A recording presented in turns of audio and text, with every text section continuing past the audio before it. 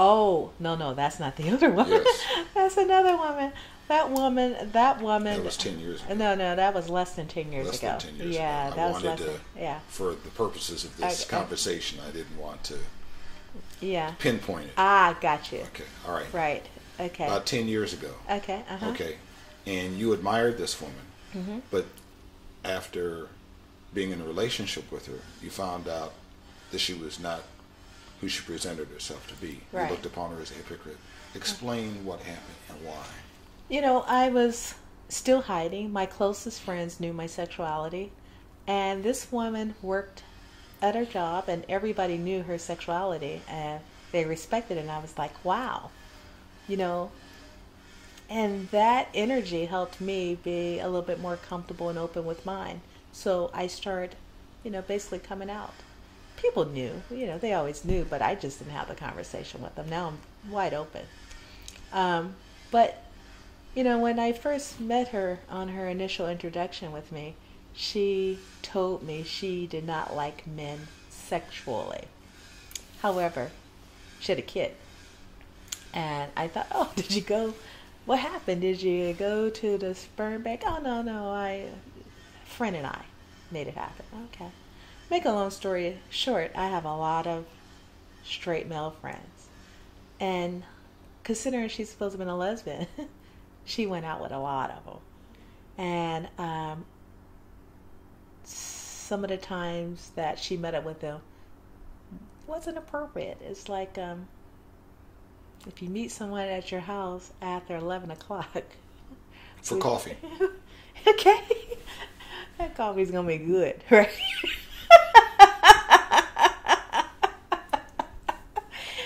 And so those stories came to me too many times. And then I realized that she had relationships with women and she snuck around with men. So everything that I admired about her was not true. It was fake. Yeah. You are the genuine article. I stay true to myself regardless of the challenges. How big a challenge was it to get married? The challenges within family. You, and specifically your parents. Well, my dad is no longer here. But my mother, she wouldn't come to my ceremony. How did it make you feel?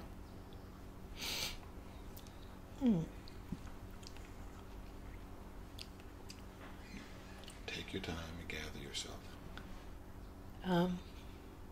It was painful. Because she chose to use the Bible. She said if she come, she wasn't sure that God would forgive her. She came to the toast, but she didn't come to the ceremony. And I am her only child that married for love. My older brother never married. My younger brother, he married, but I'm not sure it was for love. He's divorced now. How soon did you know that she wasn't going to show up to the wedding? Oh, we were going back and forth, and my cousin had chats with her, trying to convince her and tell her that she was wrong. But my mother, she didn't come. And then later on, she asked me, "Are you really married?" I said, "Oh, it became legal." And I got married. Yes, I'm married. She gets it now. Is she accepting of it now? Yeah, she's becoming comfortable, and she's starting to tell people, my daughter is married to a woman. She come up here? Oh, yeah, all the time. She loves my wife. How does that make you feel? Good for her. I was concerned if she was going to miss out. Is that really what is happening to this society when we do not acknowledge or accept or respect people for their differences, that we're missing out? We're totally missing out. I remember I was working at this dealership, and I kept hearing that one of the managers was a racist. And I got along with him. I couldn't tell. He had curly hair. He was Irish. So he found out that I knew. And I said curly hair because we know about me, right? And so I said, he came up to me. He said, "Hey, I heard that you heard I was racist." I said, "Yeah." He said, "Are you mad at me?" I go, "Oh, no. I feel sorry for you." He said, "What do you mean?" I said, there's so many wonderful people in the world, and you're going to miss out on so many lovely relationships that you could have. But yet you want to shelter yourself because of some type of insecurity, some belief that you have in your head that doesn't make any sense. And you're going to miss out on wonderful relationships. So no, I actually feel sorry for you. I hope you get better. Let me ask you a question.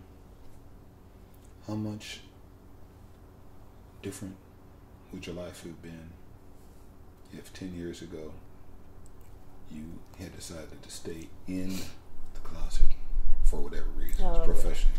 How much more different would your professional life be?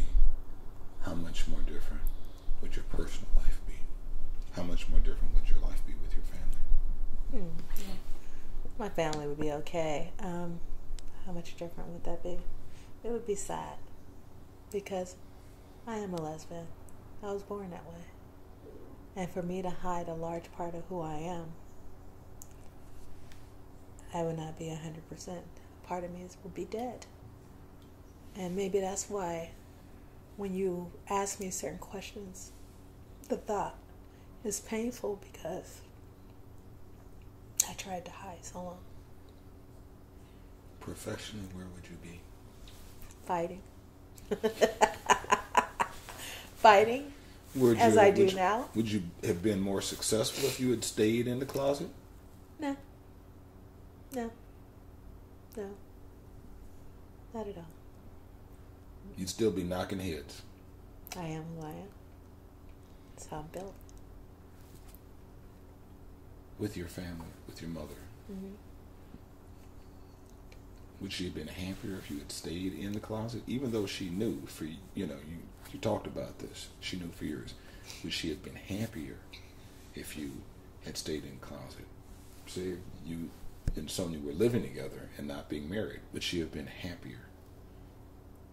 If I stay in the closet, yes.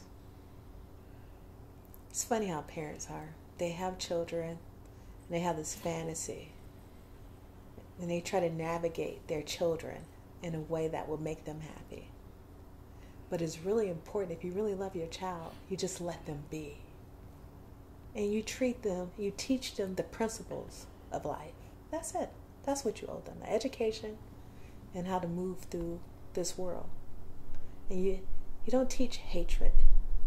You don't teach my sin is better than your sin. You're missing a boat. You just let people be. You had to teach your wife's parents a thing or two the last couple of years too, haven't you? You've had to teach that lesson to them? Her mother is no longer with us. Her father, he might be a little challenged. I think he told her he didn't say it to her face, but he couldn't, because she is the pride of the family. But he told a relative that she was shaming the family. I think that was the words he used.